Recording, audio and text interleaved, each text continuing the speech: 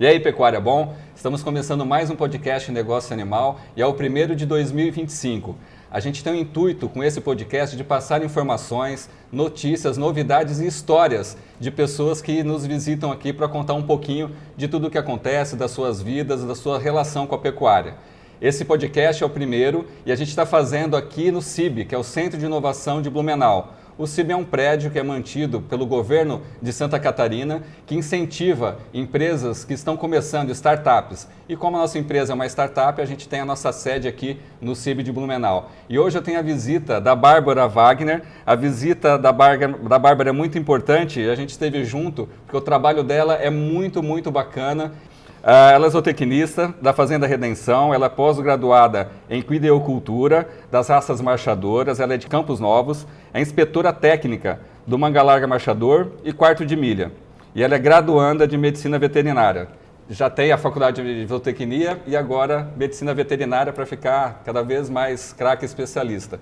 Bárbara, muitíssimo obrigado pela tua visita, a gente te acompanhou na quinta-feira fazendo a tua atividade, o teu trabalho, né, junto à raça Manga Larga Marchador. E a gente quer ouvir um pouquinho sobre a tua história. Obrigado por estar aqui, obrigado. Né? Hoje é sábado de carnaval, pessoal, e a gente está fazendo aqui o podcast, que foi como a Bárbara conseguiu nos atender, né, Bárbara? Gustavo, primeiro eu quero agradecer pelo convite, me senti lisonjeada pelo convite. Eu tenho um pouco de dificuldade de conversar, Imagina. Mas estou à disposição. Você já viu tanto que eu errei aqui no começo, é natural, é normal, fica à vontade. Bem, então eu já me senti mais à vontade. É um bate-papo, já riu de mim um pouco, né? É um bate-papo que a gente tem para realmente trazer informações e contar um pouco da história. Já sentou bastante gente nessa cadeira e eu fico sempre muito emocionado de ouvir a relação, a história das pessoas, né, na pecuária. Você está muito ligado aos equinos, né? E que a gente ama muito. O Negócio Animal é um aplicativo para fomentar e ajudar os pecuaristas a fazerem negócios com mais segurança, com mais rapidez, com mais tecnologia. E então a gente faz questão de ter aqui muitas pessoas que tragam a sua história, a sua vida na pecuária. Obrigadão por estar aqui.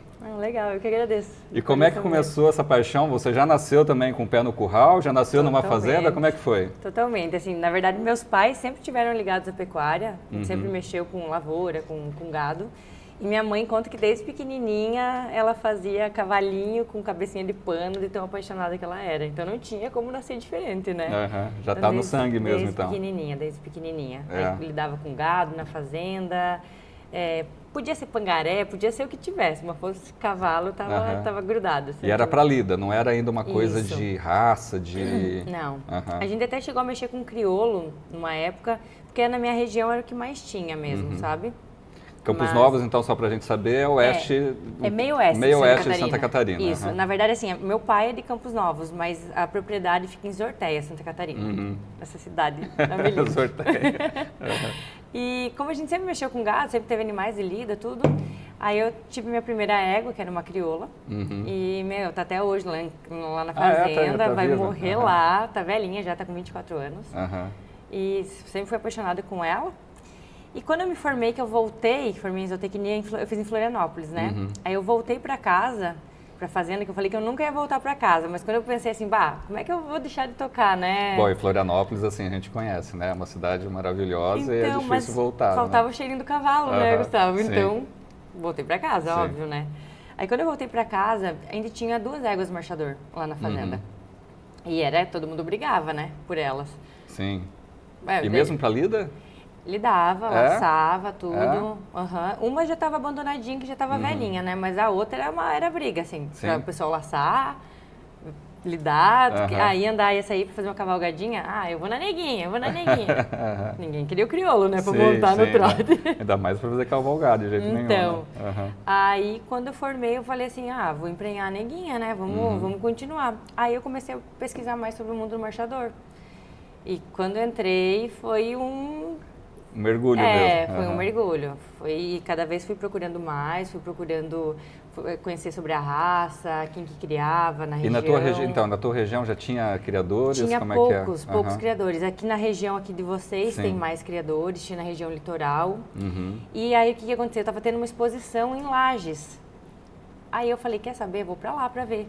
E daí foi lá que eu conheci estava tendo exposição mesmo do marchador, não só de pecuária.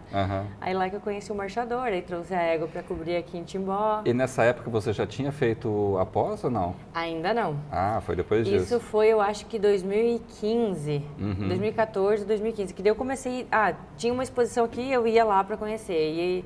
E aí eu fui pipocando, assim, eu tava onde tinha, eu tava indo, né?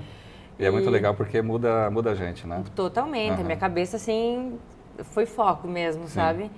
E aí tinha a oportunidade de uma prova de árbitro do marchador.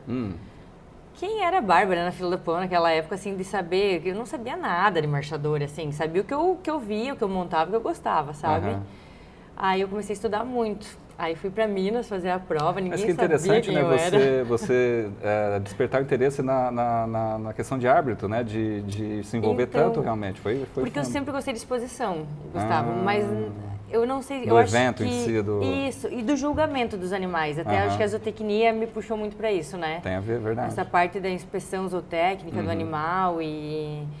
Mas assim, depois eu estagiei muito dentro de pista. Eu sei que o meu lugar é fora dela.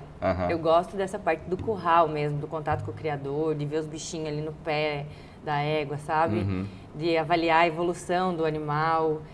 Mas a exposição, querendo ou não, é a cereja do bolo, né? Então é onde bacana tudo ver. Se manifesta, né? O ápice, né? É isso. Apesar de ter muitos animais bons fora, né? Sim. Mas é o preparo, é a classe, não sei se seria o termo, mas seria como se fosse a Série A do futebol, né? Sim. Onde vão os que estão mais bem preparados, os animais que foram focados para isso, né? E é fascinante, né? Porque a gente estava vendo o teu trabalho, né? A gente acompanhou na quinta-feira o trabalho da Bárbara. Ela foi fazer um potro, né? Fazer um potro, na verdade, você vai poder explicar melhor, mas verificar, né, os primeiros aspectos do manga larga no potro, que é a provisória, né? É, registro provisório. O registro provisório, Isso. que a mãe, então, também é registrada, então tem você é chamada nesses momentos para fazer o registro provisório. Isso. E nesse registro, o que é feito? A gente fez o vídeo tudo, a gente vai mesclar um pouquinho, mas conta para o nosso público o que é feito nesse registro provisório. Com certeza. Assim, hoje o marchador, ele está ele chegou num nível de evolução do controle do padrão da raça muito alto, sabe? Então, hoje todos os animais têm verificação de parentesco através da genética. Porque antigamente era muito difícil, né? Você falava que esse animal era filho daquele, mas era o quê? Era no fio do bigode, né? E como você fala genética, é DNA mesmo. DNA mesmo, assim. Então, antes não tinha como provar, né, Gustavo? Hoje, tu vai lá, seu pai e a mãe estão verificados, já tem a verificação da genética dele, né, do perfil genético. Quando você vai lá e coleta o potro, você já sabe se é filho ou não, né? Isso. Então, assim, já aparece pra gente. Quando é feito, a égua foi lá, foi coberta pelo cavalo, independente de qual foi o método utilizado. É feito um registro no site da associação, através do sócio criador, né? Onde ele vai fazer a comunicação da cobrição daquela égua. Então ele já tem que comunicar que a égua teve a cobertura. Isso, ele foi comunicada. Aí depois, quando nasce, tu faz a comunicação do nascimento. Então isso a gente já tem também uma margem de erro, né? O animal tem tantos dias para nascer, então a gente já sabe se está certo ou não. A partir disso, a gente já tem a data do animal de nascimento. Aí ele já está apto para ser inspecionado para o provisório. Então, o inspetor técnico vai até a propriedade, vai até onde tiver o animal. O ideal é que seja feito até quantos dias depois do nascimento? Hoje não tem mais isso, né? Porque como a gente já tem a verificação de parentesco, né? A gente já sabe que não vai ter chucho no caso de genética. O problema é demorar um pouco para fazer essa verificação e já, de repente, trocar porque a égua. Porque, a princípio, assim, já tá... vamos supor, assim, vamos pensar no antigamente. A gente sabia que a égua era uma égua, sei lá, castanha calçada de 3 membros com um luzeiro na testa, sabe? O técnico ia lá, chegava, ele via um potrinho castanho no pé da égua, que tinha os, entendeu? 3 calçamentos, a égua castanha. Então era uma forma do técnico identificar que aquela de fato era a mãe dele, né? Hoje não, seria o ideal, a gente, até pelo fato de mexer no potro fica mais fácil, a aplicação do chip, fazer a coleta do DNA. Ele fica mais calmo ali perto da mãe, mais acaba que tranquilo, facilita, né? Mas, assim, enfim, o ideal seria o potro ainda estar ao pé da égua, né? Mas não impossibilita, porque tem vários animais... O DNA resolve-se o caso de não tem problema. Isso. E não tem multa para isso também, o atraso do provisório seria mais para correr no normal, né? Porque o que acontece? Você vai fazer, a primeira etapa seria a campo, onde você faz essa resenha do potro, chipa, coleta DNA. Aí depois você vai lançar no sistema esse animal, aí você vai mandar para o DNA também, para os laboratórios credenciados. Então tudo isso gera um E tem um banco tempo, de dados que fica armazenado todas essas informações. Tudo.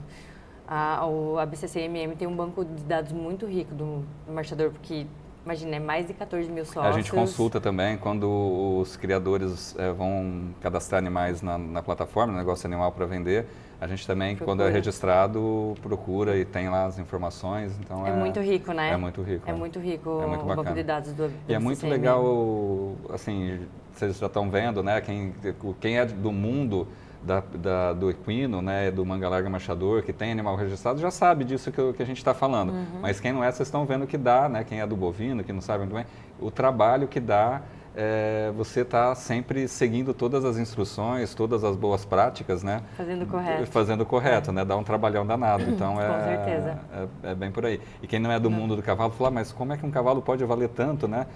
Fora todo esse trabalho, tem uma paixão, um esmero gigantesco pela genética do animal. Escolher o melhor pai né, para a égua, né, tem toda... E a gente visitando os criadores, né? A gente vê como é que brilha os olhos, né? Não, agora estou trocando o meu garanhão, eu fiz um embrião com tal cavalo, com tal égua, né? Então, é apaixonante. E assim, eu acho que o cavalo, diferente do bovino, que a gente não trabalha com animais de descarte, né? Então você realmente se empenha para procurar o melhor cruzamento, porque você não está ali para piorar, né? Você vai ficar com ele, né? Ou você vai ter que vender, ou... No mínimo você vai vender, né? Então, assim, você vai se esmerar realmente para procurar um melhor cruzamento, você vai acreditar, assim, você vai fazer com base no que é que você acredita, no que você quer para a tua criação. Pode dar errado, né, Gustavo? Porque biologia não é matemática. Mas o direcionamento que você vai dar, e daí você vai ali, você sonha o cruzamento, aí você vai esperar até o nascimento.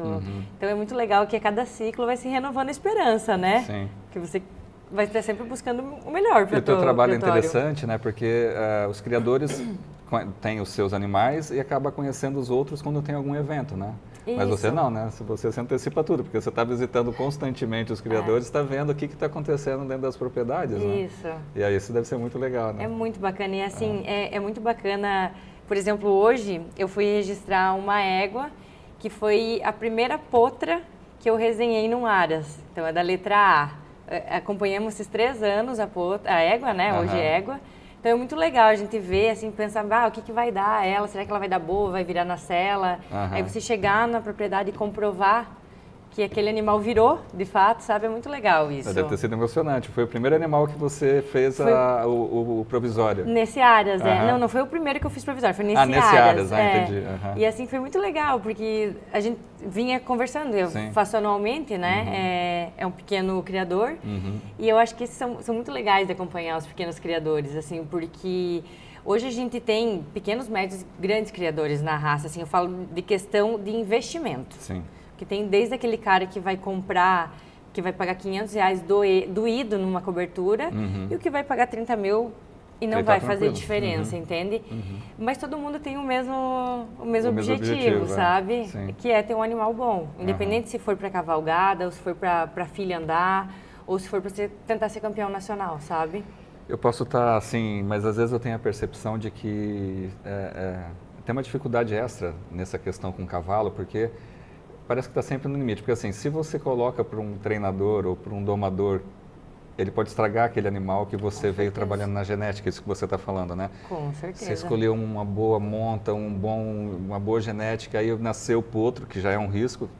Tem um risco atrás do outro, né? De não nascer, de ter um problema, nascer com um problema. Aí nasceu, tá bem e tal, aí ele tá ali, começa a fazer a doma e se não for um bom profissional, pode estragar aquele animal e comprometer todo, né, o teu sonho ali por bastante tempo, né? E assim, é sempre, parece que no limite, assim, né? Não pode errar, não pode errar. Eu vou te dar um exemplo de quando eu comecei. Teve uma potra que dessas primeiras que eu te falei que eu acabei adquirindo, era uma potra muito boa, ela era centrinho para picada, assim, sabe? Quando a gente montava e soltava ela andando, ela ia para picadinha. Coloquei na mão de um rapaz que não estava acostumado com a raça, ele fuçou muito a boca. E ela atrapalhou a cabeça dela mesmo, assim, tanto que ela demorou muito tempo para ela voltar para a picada. Ela se perdia, ela tinha medo da boca. Então, claro, isso é um caso extremo que eu estou te falando, mas... Sim, a gente tem o fator humano muito forte dentro do manga-larga E para quem está marchador. começando, às vezes acontece isso, né? Você não sabe e a gente, né, veio conversando bastante dessa questão de forçar, né? Mudar o tipo de marcha. Que acontece muito ainda na agora raça. O pessoal quer muito a picada e às vezes força a mão com né, um animal que não é da picada. Você vende um animal que está lá na picada, né? Assim, tu olha, está comprovadinho, coloca a mão na mão de um usuário que vai montar a cada 15 dias, cada 20 dias, vai montar o rapaz, vai montar o filho, vai mudar de mão, que em teoria não deveria acontecer essa mudança, né, de andamento quando muda a mão do quem está em cima. Mas acontece, porque vai mudar a equitação e isso pode acontecer de fato, né? Claro. E acaba que é uma coisa um pouco triste isso, porque às vezes a pessoa vai desanimar de criar um manga-larga marchador por conta de um indivíduo, né? Sim, então, que não estava preparado. Tem que ter muito cuidado. Ou não era, né, Gustavo? Não era o animal para a pessoa, eu acho que tem que ter muito cuidado tem com isso isso também, né? Todo mundo que a gente conversa, porque eu sempre digo, né? Eu sempre tive a minha intimidade com o cavalo era para cuidar do gado, né? Do gado, não tinha esse envolvimento de marcha e tal. A gente selava o cavalo, cuidava do gado, voltava, soltava, dava banho e tal. Mas era isso, né? E hoje vendo tudo que está envolvido na criação da raça é realmente algo muito técnico, né? E apaixonante, mas muito técnico. E na faculdade, você já foi se especializando para isso? Como é que foi? Os estágios que você fez na faculdade, como é que foi? Na faculdade, hoje, por muito tempo eu me cobrei, sabe? Porque muita gente me falava que zootecnista não mexia com cavalo. E eu sempre gostei, só que é que sabe como é que é o tempo da faculdade, né? Sim. A gente tá ainda desmioladinho, né? A gente tá se direcionando, né? Aí como meu pai sempre mexeu com gado, com pastagem, tudo, eu acabei me direcionando para esse lado. Mas a paixão pelo cavalo sempre continuou, né? Então, tanto que quando eu voltei para casa, já a primeira coisa que fui fazer foi mexer com cavalo, né? Só que eu gosto muito dessa parte de nutrição, que é o que traz a zootecnia para mim, e dessa parte de genética também, sabe? Sim. Então, são matérias muito estudadas na zootecnia, né? E aí você então você viu a prova para árbitro? Para árbitro, isso. E aí que você começou a estudar. E existe manual, que é uma coisa que a gente não conhece, mas tem manuais? Como é que funciona estudar para ser árbitro? Na verdade, assim, eu peguei tudo que tinha de material, assim, de história do manga-larga marchador, estudando o diagrama da marcha, os julgamentos, o que era. Eu entrei realmente no universo do manga-larga marchador para estudar, mas é óbvio que eu não estava preparada para uma prova para ser árbitra, né? Então, assim, eram 3 etapas, inclusive vários amigos meus acabaram passando depois, foi bem bacana, mas aquilo me acendeu uma coisa em mim, Gustavo, que eu falei, cara, eu acho que eu quero ser técnico, eu sempre quis isso, só que o que acontecia aqui no Sul? Temos técnicos muito competentes aqui no Sul, mas é grande. Nós tínhamos para o Sul inteiro 3 técnicos, 3 inspetores técnicos, um em cada estado. Então, assim, imagina lá em Minas, nossa, deve ter, sei lá, só na região de Belo Horizonte lá, deve ter 15 técnicos, entende? E o que é difícil para o pequeno criador, às vezes é o deslocamento. Eu no começo eu sofria com isso, porque para atender um animal meu, o técnico tinha que se locomover 800 quilômetros e de volta. E aí fica até caro para o criador, ficava muito oneroso. Então, quando eu comecei a estagiar, foi uma coisa que eu levei para a superintendência da BCCMM. Eu falei assim, ó, toda a minha região, toda a região oeste, ali, Santa Catarina, Paraná, a gente está carente disso. Então, acabou que quando eu fui estagiando, eu fui sendo direcionada para essa região mesmo, sabe? Que é até a região que eu atendo hoje. E que hoje tem... Graças a Deus, cada vez aumentando mais, Gustavo. Tem mais técnicos. Tem técnica só eu você? Na região. Mas como tem cada vez mais usuários... Sim, criadores, né? Eu falo assim, usuários de uma forma não só de sócio-usuário, mas pessoas amantes do manga larga marchador, que às vezes criam assim, mas não num criatório assim para trabalhar com pista, mas tem os animais para cavalgada. E ele quer manter registrado, quer manter tudo certinho, é muito bacana isso. Então eu acabo que eu dou assistência nessa região, assim, então como eu sofri muito com o deslocamento e eu fui muito ajudada também pelo técnico na época, é isso que eu busco fazer. Então eu me desloco para uma região. Eu tento buscar. Se tiver 10 criadores, o deslocamento eu vou receber igual, mas é melhor então dividir entre 10 do que entre 2, entende? Claro. Então eu vou, Foi como você fez essa semana pra cá, né? Você veio e atendeu acho que 7, né? Eu acho que deu mais, Gustavo. Mas assim, tento sempre fazer um trabalho para também não ser correria, sabe? Sim, fazer bem feito, né? Com calma. Não, é mais do que bem feito. É mais assim, ter o tempo, porque a visita do técnico, eu acho que é um momento de troca de conhecimento, sabe? Para você tirar dúvida, você conversar, para você direcionar, sabe?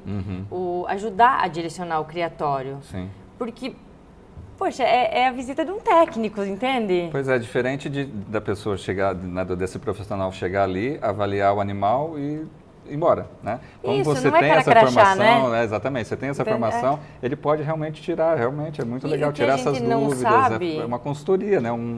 Isso, e assim, eu acho que o técnico ele tem uma obrigação, porque ele não está ali para agradar o criador ou para tentar vender o animal do criador, entende? Ele está ali para falar assim, cara, eu acho que você está errando aqui, você está vendo esse animal, talvez o diagrama desse animal poderia ser melhor, ou está vendo que talvez essa égua não combina com esse cavalo. Eu sei de um cavalo que eu vi lá, não sei que cabe aqui na tua raça, ou tem uma égua que é... Entende? Sim. Eu acho que esse momento de trocar uma ideia com o criador e poder ajudar até na parte assim, vamos para a pista então, sabe? Falando. Tem os peões, os colaboradores, eles chegam e falam assim, Bárbara, eu preciso da tua ajuda porque eu não sei fazer prova funcional. Não, vamos lá, porque a gente sabe que até, assim, a gente às vezes não senta para ler alguma coisa, né? O cara que está ali montando cavalo, ele não vai sentar para ler um regulamento, entende? Então, é uma forma de a gente falar assim, tá vendo que está perdendo ponto aqui nessa prova porque você está deixando o animal fazer isso e, na verdade, você deveria adiantar ou demorar mais para fazer tal coisa. Então, eu acho que esse momento de troca de ideias, sabe? E a gente viu lá, né, com a gente foi na propriedade do Frank, né? Sim. E a gente viu, você viu todos os animais que ele tinha lá, andou e, isso daqui evoluiu bem, esse daqui, né? Esse trabalho é muito legal bacana, poder acompanhar, né? Que é mais do que ir lá e verificar só a potrinha que nasceu. Isso, em teoria poderia ser só isso, mas... Poxa, é muito mais legal você poder... E claro que vai ter momentos que a gente não vai conseguir fazer isso, né? E às vezes até o próprio criador, ou a logística do Aras não vai permitir. Mas eu acho que eles saberem que você está ali disponível para isso, eu acho que é o legal, sabe? Sim. Porque senão não precisaria do técnico, não, né? É uma troca, e a gente sabe, né, que gasta muito dinheiro e às vezes não retorna, é só um hobby que você põe muito dinheiro mesmo. E dar essa atenção para quem está envolvido com isso, né? Para quem está gastando dinheiro, tempo nessa paixão, né? É muito bacana realmente. Mas deixa eu entender uma coisa, Bárbara. Para ser árbitra ou para ser técnica, você já está apta para ser inspetora? Ou não, são coisas você passa diferentes? por uma prova, são provas diferentes, isso. Como para minha região não tinha prova, a época que eu fiz, e eu fui estagiando muito... O superintendente, ele usou da minha prova de árbitra para avaliar os meus conhecimentos gerais e depois foi estagiando, e eu fiz uma prova prática ao final de um estágio meu, que era, no tempo, era o Rodinei Botelho, que é um mestre para mim, que é um dos técnicos mais antigos da raça. Em 2017, ele fazia 39 anos que ele estava. Nossa! Então ele viu lá eu brinco com lá ele, nos primórdios. Então ele entendia muito.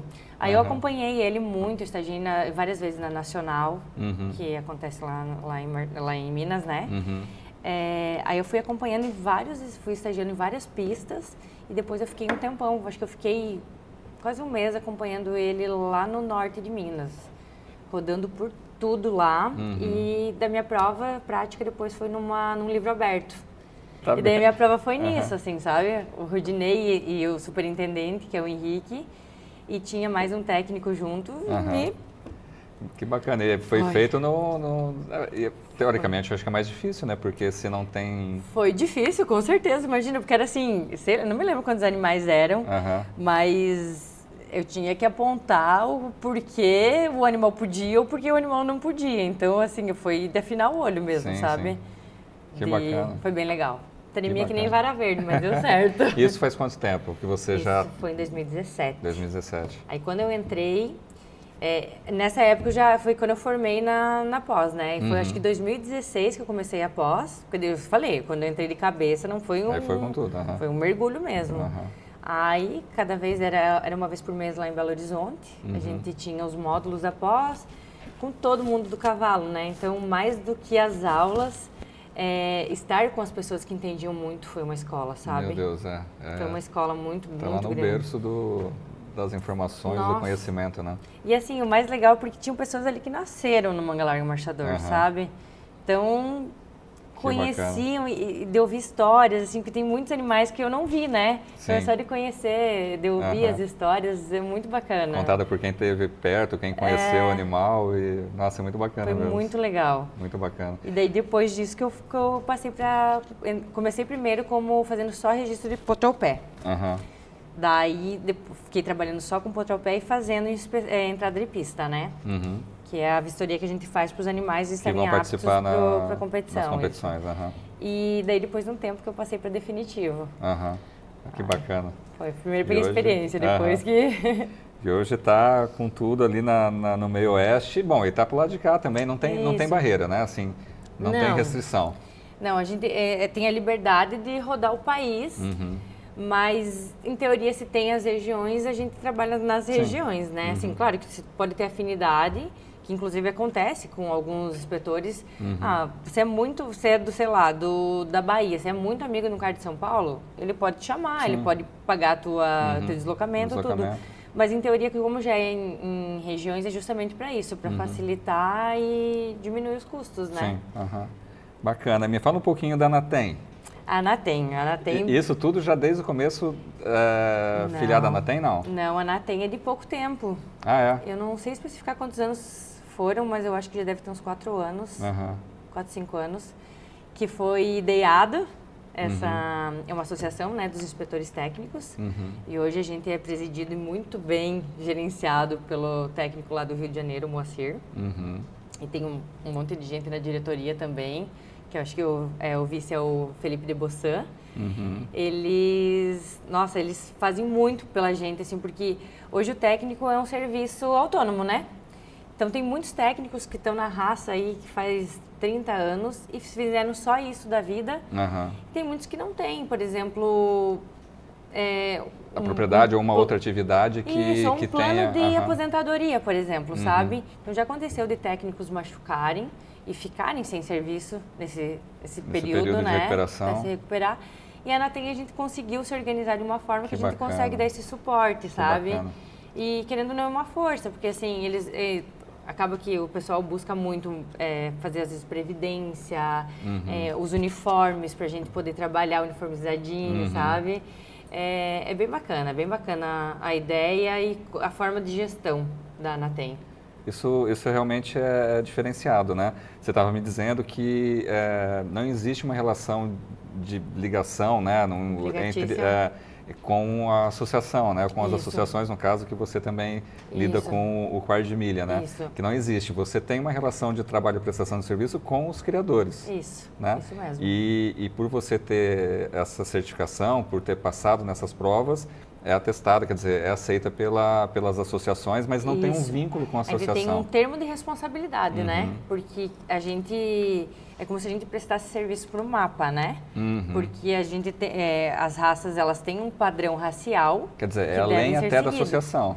A associação... MAPA são regras Isso, é porque assim, a gente da federação, né? A gente presta serviço para a associação, mas a associação presta serviço para o MAPA, né? De certa forma. Sim. Porque ele vai ter que prestar contas. Então, de tudo que acontece, né? Então, a gente se eu estou falando aqui porque o teu cavalo está dentro do padrão racial e o cavalo não está, isso vai chegar ao superintendente e vai ter que também falar para o MAPA que esse animal está apto, entende? Então, assim, é uma coisa muito mais séria do que simplesmente você dizer assim, esse animal é um marchador e pronto, Sim. ou esse animal é um quarto de milho e pronto. Entende? É muito legal a Anatem também, porque eu acho que eles vão estar sempre preocupados também de ter um crivo muito bom para quem está entrando, quem quer fazer parte, né? Se tem realmente as qualificações. Porque tudo no final do dia é para melhoria o resultado final. É um grupo, né? Pra gente se ajudar mesmo, assim, sabe? Pra gente ter ter direcionamento. Até a gente teve um encontro dos técnicos final do ano de 23. Meu Deus, só tá passando tão rápido que dá até um delay. Fica perdido.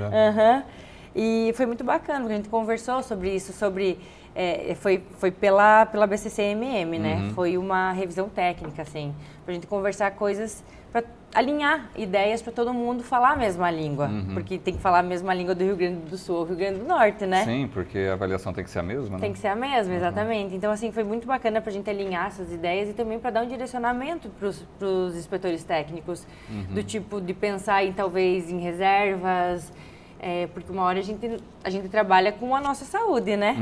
Então, se eu tiver com o braço machucado, eu não vou poder fazer o mesmo serviço que eu faria estando sã, né? Então, para a gente pensar nessas formas de como se proteger e se resguardar. Sim. É como se fosse um veterinário autônomo, né? Sim, com certeza. E como é que é ser a árbitra de provas? É uma coisa que você... na verdade, você começou por ali, né? Na verdade, árbitra não, né? Você fala da inspeção, de entrada de pista? Não, que você se interessou para ser árbitra, sim. né? Então, mas na verdade hoje, olhando para pensar, é porque eu acho que foi a forma como eu visualizei, sabe? Porque até então eu não tinha hoje visto. Hoje você não é árbitra, você nem pode ser. Não, teria que fazer a prova, fazer passar nas provas. Você está nos eventos, mas para fazer a parte técnica de inspeção, para ver se os animais estão aptos assim, para te explicar, Gustavo, a gente tem um regulamento de normas para os eventos, né? Então, assim, por exemplo, o animal, se ele vai entrar para morfologia, para ser avaliado, tem alguns critérios que têm que ser seguidos. Então, a gente avalia a simetria das partes pares, a gente vê se o animal não tem nenhuma injúria, não está machucado, a gente avalia os equipamentos que esse animal vai entrar, ele tem algumas normas, né, de arreamento para esse animal entrar, mesma coisa na marcha, então a embocadura que o animal vai entrar, a gente faz as conferências se o animal é o animal, entende? Faz leitura de chip, a gente olha o animal como um todo, aí ele entra para dentro da pista, né? Aí dentro da pista vai ter um árbitro que vai fazer o julgamento da morfologia do animal, da funcionalidade do animal também nas provas, né? E da marcha. Entendi. Então é a equipe técnica que trabalha junto numa exposição. Entendi. É que como você falou que a primeira coisa lá que te motivou foi para árbitro, né? Então eu achei que também que você fazia essa função. Totalmente, desculpa. Não, imagina. A ignorância do desconhecimento do assunto que a gente está aqui para aprender. Mas fica o convite, inclusive, para o Negócio Animal participar das nossas exposições para vocês. Com certeza. A gente vai estar, esse ano a gente vai estar participando de vários eventos, sim. Vai ser um prazer. Com certeza. Legal. Então você faz essa verificação e quer dizer, o critério mínimo para ele poder ir para a pista para participar, e aí sim vai ter avaliação dos árbitros. Isso, exatamente. É uma forma de averiguar e fazer com que o animal esteja dentro dos critérios veterinários, né? Estar com saúde, ter bem-estar. E a gente vê que, de repente, né, eu lembro na última prova que um animal não conseguiu entrar porque ele machucou no piquete ali, bateu a pata, sangrou. Aí não pode entrar. Isso mesmo. Porque é uma forma assim... Desculpa. Imagina. Talvez é uma coisa mínima, né? Um sangramentinho que a gente sabe que às vezes bateu ali. Mas a gente tem que ser justo. Faz parte da regra, né? Não, tem que ser justo, porque assim, como é que a gente vai dizer assim, não, esse sanguinho pode entrar e o animal que está sangrando porque se machucou no arame está rasgado não vai entrar, entende? Sim. Então é uma forma de a gente garantir o bem-estar dos animais, né? Porque já que eles são atletas, a gente tem que garantir que eles estejam bem, porque não é para eles se machucarem lá, né? Sim, com certeza. Esse aspecto é muito importante, ainda mais nos dias de hoje, né? Tem que estar sempre sendo muito bem cuidado para não ter nenhum tipo de problema. Existe, assim, na questão, quando você vai fazer a avaliação dos animais, às vezes acontece alguma coisa que o animal não passa no crivo para ser registrado, Sim. né? E você precisa dar essa notícia para o criador, né? E como é que é esse momento? Nunca é legal, né? Não, né? Nunca é legal, porque a gente se sente desmanchando um sonho, né? Sim. Porque ele, então, assim, aquilo que a gente está falando, investiu, botou ali...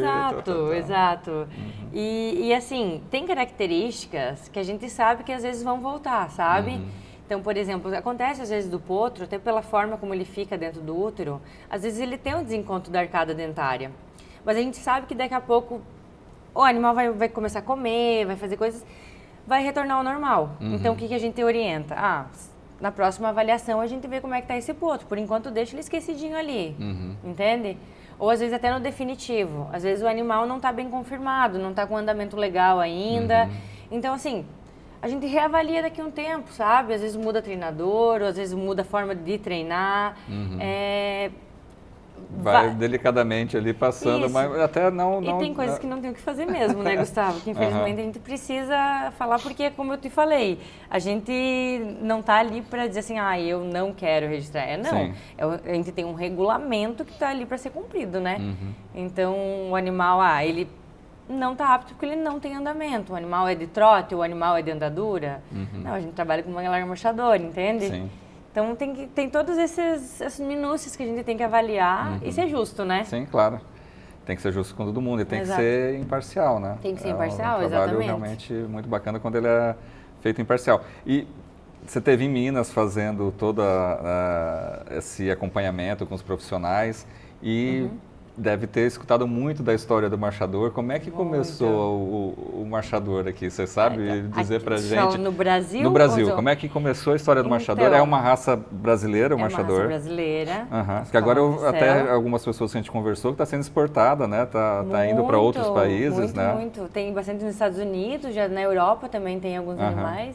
Cavalo bom, né, Gustavo? Então bom, todo mundo quer. Exatamente. O marchador começou em Minas, realmente. E foi feito o cruzamento de alguns animais, algumas éguinhas, as sul-mineirinhas, que o pessoal falava, que é onde, o sul de Minas, é onde começou mesmo, né? Então teve cavalos Alter que vieram, Alter do chão, que era uma codelaria que vieram os cavalos andaluz e foi feito os cruzamentos. E então ali começou, e ele foi começado a selecionar os animais, que o pessoal queria aqueles cavalos, né, o marchador, e assim foi disseminando, tanto que os maiores criatórios são ali no sul de Minas mesmo. Onde começou, né, a raça. E fortaleceu, né? Isso. A gente vê muito isso porque no negócio animal tem uma grande quantidade aqui, né, de Santa Catarina, São Paulo, mas os maiores criadores, a quantidade maior realmente é de Minas, né? E o pessoal usava para lida, para o dia a dia, o manga larga também? Com certeza. Porque hoje a gente vê assim, né, o pessoal da lida, o pessoal da lida gosta do quarto de milha ou do crioulo, né? Mas e assim, o marchador ficou meio para cavalgada, meio para lazer. Gustavo, vamos pensar assim, por exemplo, olha o gado que a gente tem aqui no sul. O gado europeu, que vai pesar facilmente seus 600, 700 quilos. Vamos pensar num animal que vai ser usado para lida. Sim, o crioulo e o corte de milha vão ser mais compatíveis, até porque eles foram selecionados para o trabalho aqui, entende? Então, por causa da robustez, da força dele. Isso, a gente tem aqui temperaturas que a gente vai a 40 no verão e vai a -2 no inverno. Sim. Entende? O crioulo, por exemplo, ele foi selecionado aqui, então ele se criou para isso aqui, entende? Se adaptou totalmente. Então, um cavalo de seus 500 quilos, 480, 500 quilos, cavalo mediano crioulo, ele vai conseguir chinchar um animal, fazer um manejo de um animal de 600 quilos, entende? Agora, vamos avaliar lá em Minas. É outro gado, você entende? A gente dificilmente vai ter... É o giro, Nelore, né? Isso, e são bovinos o quê? Que vão pesar um pouco mais, ou um pouco menos. Vai pesar o quê? Em torno de 400, 450? É o peso médio do marchador. Então, é um terreno que é mais recortado, onde o marchador vai permitir você fazer essas andanças, onde você vai avaliar os animais, e ele vai ter condições de trabalhar um animal desse, entende? Desse bovino. Então tem que ser compatível com a ideia. E sim, ele foi selecionado lá para isso, porque, inclusive até hoje, eu tenho vários amigos meus que lidam com gado, vão lidar com o marchador. Você entende que tudo é seleção? Sim. Agora, se você pegar um animal que foi criado dentro de uma baia, ele faz exclusivamente pista, e você começar a lidar com o gado, ele não vai saber trabalhar. Entende? Com certeza. Você não pode julgar a capacidade de uma tartaruga de subir numa árvore, né? Então, exato, eu acho que é tudo direcionamento, realmente. Mas é um cavalo extremamente inteligente, o marchador. Extremamente inteligente mesmo, assim. É um cavalo que ele é dócil e é inteligente. Então, ele nunca vai brigar com você. Então, eu acho que vai da habilidade de quem está mexendo com ele em conduzir, porque é a gente que ensina, né? Sim. Então, se a gente só sabe ir até B, a gente não vai conseguir fazer o C, né? Então, hoje eu acho que as pessoas que estão mais se destacando dentro dos treinamentos e tudo, está trazendo uma abrangência do universo da equidicultura, entende? Porque com certeza tem coisas que os criolistas fazem melhor que a gente, tem coisas que a gente faz melhor do que os cortistas, tem coisas que os cortistas fazem melhor que os criolistas. Assim, vamos falar nessas três asas. Sim. E eu acho que cabe a gente ter a sabedoria de utilizar mesclar melhor, isso. E também entende? de mesclar, exatamente. E trazer o que cabe pra gente, entende? Porque não... São culturas diferentes, são animais diferentes. A gente tem que saber trabalhar o que cabe. Sim. Eu acho que quem está se destacando mais está tendo essa sabedoria de misturar, sabe? De conseguir conduzir dessa forma. E você, como inspetora também, né, do quarto de milha, tem a associação do quarto de milha também. Isso. Mas todos os profissionais que estão na Anatem... Só do marchador. Claro, a Anatem, porque MM no final Isso. é a do marchador, né? Isso. Mas aí tem uma outra associação para o quarto de milha? Então, não, aí tá mais independente mesmo, como você falou. Isso, é mais independente. Na verdade, eu sou fresquinha do quarto de milha ainda, né? Eu entrei agora na metade do ano passado, eu ainda estagiei um tempo, eu ainda estou no período probatório, né? Ah, tá. Então, a gente está trabalhando ali, mas assim, muita carga que eu já trouxe do marchador, né? Porque tem bastante diferença na questão do regulamento genealógico, ali do registro genealógico, porque tem as características da raça, né? Sim. Mas eu acho que em questão de pelagens, muda os nomes, mas na questão do registro mesmo, não tem muita alteração. Eles não têm a obrigatoriedade de colocar o chip como marchador, mas o DNA sim, é obrigatório. Ah, tá. Tem algumas diferenças na questão do registro mesmo, mas são duas instituições extremamente sérias, assim, e que prezam pela qualidade e pela seriedade dos inspetores técnicos, sabe? Isso é muito bacana de saber que está nessa maneira. E nesse tempo que você está trabalhando próximo, assim, dos criadores, Bárbara, a gente tem também os aspectos políticos e econômicos do nosso país, né? O que você sente, assim, quanto a essa atividade ser uma atividade que as pessoas também estão procurando uma remuneração por elas, né? Estão querendo ganhar dinheiro com isso. O que você sente que o pessoal, nesse momento, está investindo, deu uma parada, manteve, diminuiu? Um pouco de tudo. O que você sente? Tem um pouco de tudo. Eu acho que uma das coisas que encanta no cavalo é isso, sabe? Porque é uma joia. Então, às vezes, a pessoa ela vai sim economizar, porque ela quer ter um cavalinho e ela vai pagar nem que seja em 50 vezes para ter o cavalinho. Porque para ela aquilo tem um valor muito grande, entende? E sim, tem pessoas que tentam buscar trabalhar com o cavalo e que trabalham e que têm o sustento naquilo, sabe, Gustavo? Deu uma sentida, tá difícil, hoje você não vai mais... todo mundo tá atualizado, né? Então, assim, você não vende mais gato por lebre. Então, mas assim, para animais, sempre vai ter o chinelo velho pro pé sujo, sabe? Tu sempre vai achar mercado pros animais que, assim, que a gente chama dos medianos, e os melhores a gente não precisa nem tentar vender, que eles se vendem, né? Sim. Mas pros medianos e até pros animais ruins, assim, que a gente falaria que seria o fundo de curral, sabe? É só achar o mercado, entende? Claro que você não vai vender um cavalo que é, em teoria, ruim, que não é aquilo que você quer, por 5 milhões, né? Claro. Mas Tem mercado sim para tudo, você consegue, mas assim, de fato aumentou muito o número de animais, então cada vez mais a gente tem mais fundos, né? Sim, e é uma coisa que movimenta, gira, né? Mesmo que, no caso, por exemplo, do Manga Larga, é mais...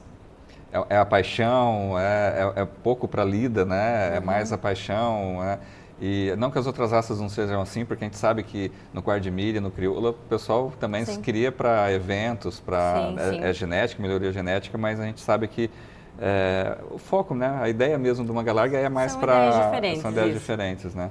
E hoje a gente tem um mercado, né, do equino que gira em torno de oficialmente está ali na casa dos 20 e pouco, né? Mas é um mercado aí que a gente ouve de 30, né? Mais de 30 biano, né?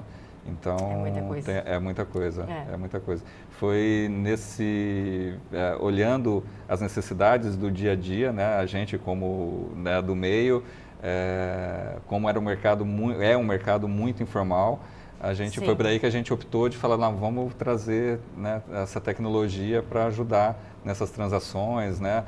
Porque o ideal é fazer, ainda mais animais registrados, fazer com contrato, você comprova que você teve a compra e venda, você tem verificação, né, de análise de crédito, tem a gestão de todos os pagamentos, né?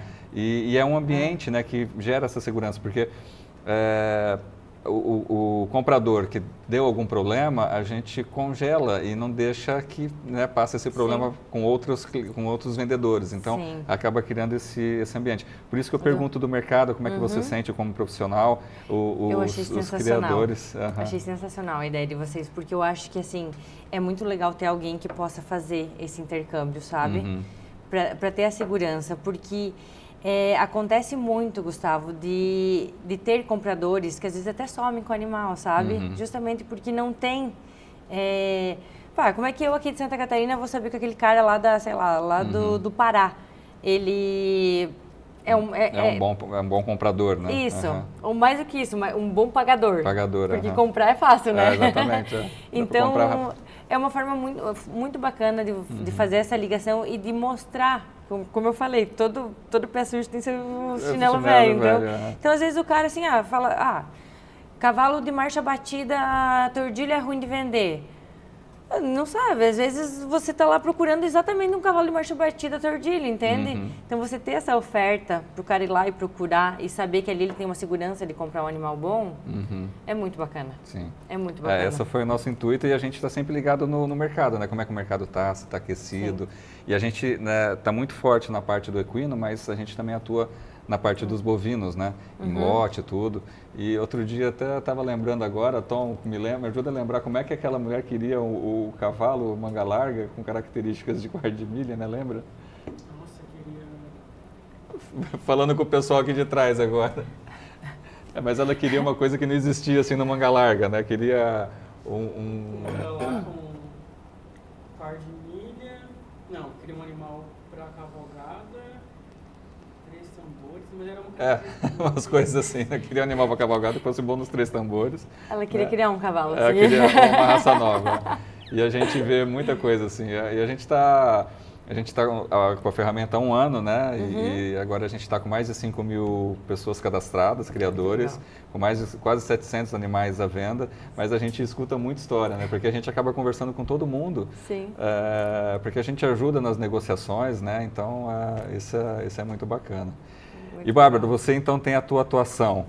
Você conversando contigo, você falou que vai até o Paraná. Isso, mas para o oeste, lá do Paraná. Então, a tua atuação acaba sendo aqui no estado de Santa Catarina e também um pouco do Paraná. Isso. E São Paulo também, não? Não, eu fico mais aqui para a região oeste mesmo. E eu venho até aqui mais ou menos na região de Brusque. De Blumenau aqui. Mais ou menos nessa região que eu faço. Isso. Eu gostaria de pedir para você deixar o teu contato, agradecer muitíssimo a tua presença aqui. Pra gente, eu fico fascinado e o pessoal que segue a gente também com histórias das pessoas que estão no meio e eu fico muito contente de ter podido ouvir a tua história e contar a tua história o pessoal, a gente vai colocar, né, no nosso canal, no canal do Negócio Animal no YouTube, e compartilhar a tua história com todo mundo e também o teu contato como profissional, né? Nossa, com certeza, é um então, prazer. esse é o momento, então, de falar da tua atuação, porque que as pessoas podem te procurar. Daqui a pouco tu vai ser veterinária também, né? Também. Então, não sabemos em qual horário que vamos fazer isso, mas vai dar certo. Mas vai ter a Bárbara vai poder atender. Eu vi o teu trabalho, né, na quinta-feira, isso que você falou, além a gente vai colocar alguns pedaços aqui do animal, da potrinha que você foi verificar. Você fez questão de ver todos os animais que você tinha visto um tempo atrás, né, de andar neles. E daqui a pouco também, como veterinária, vai poder fazer muitas outras coisas aí. Se Deus quiser. Então, fala um pouquinho da tua atuação pra gente e passa o teu contato. Obrigada desde já pelo convite e pela gente. oportunidade aqui, foi muito bacana. Confesso que eu me senti muito à vontade. Que bom, que joia. Obrigada. Né? Todo mundo fica um pouquinho, você viu que quem errou na verdade fui eu, um monte de vezes aqui no começo. Graças a Deus. Então, que precisar de mim, eu faço então essa parte do quarto de milha na região obrigatoriamente de Santa Catarina, somente Santa Catarina, e do marchador eu busco tentar concentrar mais na região de Santa Catarina, né? Que é para onde eu passei, enfim, né? Sim. E então o meu contato, eu não sei se eu falo o número, fica melhor falar o número. Fica à vontade, o e-mail, o teu Instagram, fica à pode vontade de passar tudo. Inclusive eu já vou contar que eu sou péssima de WhatsApp, mas eu juro que eu respondo, né? Então, às vezes demora um tiquinho, mas eu... Às vezes é arquivo a conversa. Não, mas aí foi por sobrinho, eu juro. Então o contato seria 48 99605 9000. Tem o Instagram também, que às vezes o pessoal me chama, daí eu acabo passando o WhatsApp, a gente vai conversando, que é By com Y, Wagner com W. Então B-A-Y-W-A-G-N-E-R. Isso. E fico à disposição para o que precisar também. Às vezes, não só essa parte do trabalho realmente a campo, mas às vezes tirar dúvida, ajudar a se associar. Fico à disposição. Tá, joia. E deixa eu ver o que mais, me ajude. O que mais que eu tinha que falar? Não, da tua atuação, você falou a região que você trabalha, os teus contatos para te procurarem para esse trabalho de inspeção. Que a gente viu que é muito zeloso e cuidadoso. Muito obrigada. E a gente vai colocar um pouquinho dos vídeos aqui. E brigadão pela tua presença. A gente sabe que você vai pegar a estrada agora para terminar de chegar em casa. Boa viagem. Obrigada. Muito obrigado mesmo, Bárbara, pela tua presença, por contribuir e participar um pouquinho da tua história aí com a gente. Muito obrigada, gente. Obrigadão. Obrigada mesmo. Valeu. Até mais. Obrigado, pessoal. Obrigado por estar assistindo mais esse episódio, ouvindo a história da Bárbara, essa profissional excelente que atua com equinos, né? E esperamos poder apresentar outros vídeos para vocês logo em breve com o próximo convidado. Até mais, abraço pecuária, valeu!